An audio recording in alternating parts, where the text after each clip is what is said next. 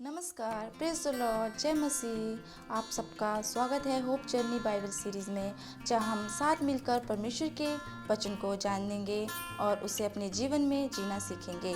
पिछले एपिसोड में हमने सीखा था कि परमेश्वर को जानने और उसके वचन को समझने के लिए हमें प्रकाशन, रेवलेशन और विश्वास, फेथ कितना आवश्यक है। आज हम अब अगले विषय पर बढ़ रहे हैं। मनुष्य और उसके परमेश्वर के साथ संबंध का इतिहास है। तैयारी करना। परमेश्वर को जानने की दिशा में पहला कदम। प्रिय मित्रों, अगर हम सच में परमेश्वर को जानना चाहते हैं तो हमें सबसे पहले अपने हृदय को तैयार करना होगा।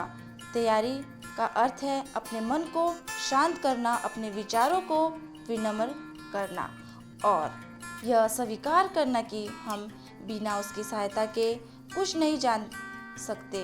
तब वह हमें अपने वचन के माध्यम से सिखाता है।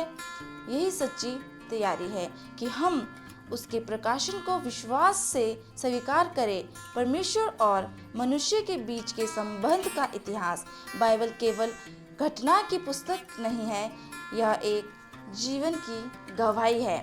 कैसे परमेश्वर हर युग, हर पीढ़ी में मनुष्य से संबंध बनाते हैं। यह दिखाती है कि परमेश्वर स्वयं को कैसे प्रकट करते हैं, मनुष्य कैसे प्रतिक्रिया देता है और कैसे आज्ञाकारिता और विश्वास के द्वारा आशीष या परिणाम मिलते हैं।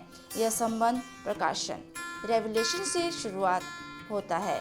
मनुष्य अपने बल से परमेश्वर को नहीं जान सकता क्योंकि वह पाप में अंधा और आत्मिक रूप से मरा हुआ है। परमेश्वर ने अपनी दया में खुद को मनुष्य पर प्रकट किया। परमेश्वर की महिमा, शक्ति उसकी सृष्टि से स्पष्ट दिखाई देता है कि आकाश, पर्वत, समुद्र और जीवन की हर रचना उसकी महानता की गवाही देती है। भजन संहिता 19 रोमियो 1:18 से लेकर 25 में हर सुबह का सूरज, हर फूल की खुशबू और हर जीवन की सांस सब इस बात की घोषणा करते हैं कि एक सशक्तिमान उद्देश्यपूर्ण परमेश्वर सब कुछ संचालित कर सकता है। आमीन। मनुष्य को जो विचार, तर्क और नैतिकता मिलती है, यही कारण है कि हर व्यक्ति के अंदर सत्य को खोजने की प्यास होती है। यह सामान्य प्रकाशन, जनरल रेवलेशन कहलाता है, जो हम हर समय, हर जगह, हर व्यक्ति के लिए है। विशेष प्रकाशन, स्पेशल रेवलेशन।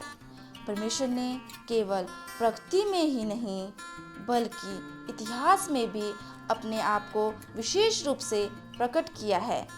उन्होंने सर्पों, दर्शनों, भविष्यवाणियों, चमत्कारों और कभी कभी मानव रूप में भी प्रकट होकर अपने लोगों से बात की है। अंततः परमेश्वर ने स्वयं को यीशु मसीह में पूर्ण रूप से प्रकट किया।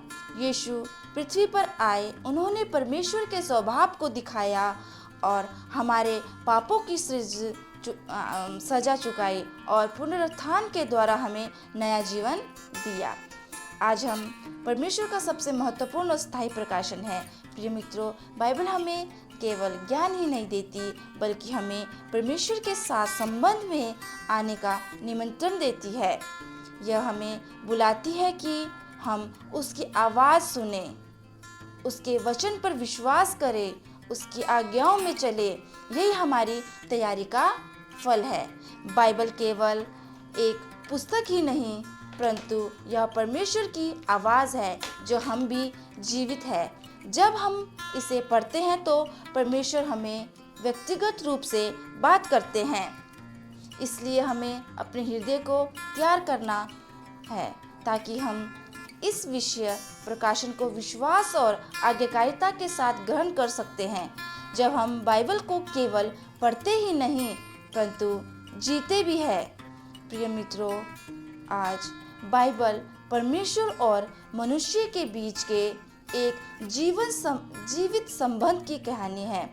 यह बताती है कि कैसे परमेश्वर हमसे प्रेम करते हैं और हमें पुकारते हैं और अपने वचन के द्वारा हमें जीवन देते हैं।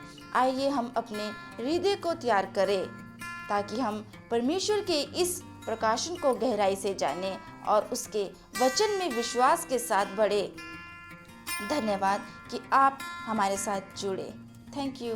अगले एपिसोड में हम जानेंगे कि कैसे परमेश्वर का वचन हमारे जीवन को बदल देता है। यह है hope journey Bible series. Know the world, leave the world, truth for today. Thank you so much everyone.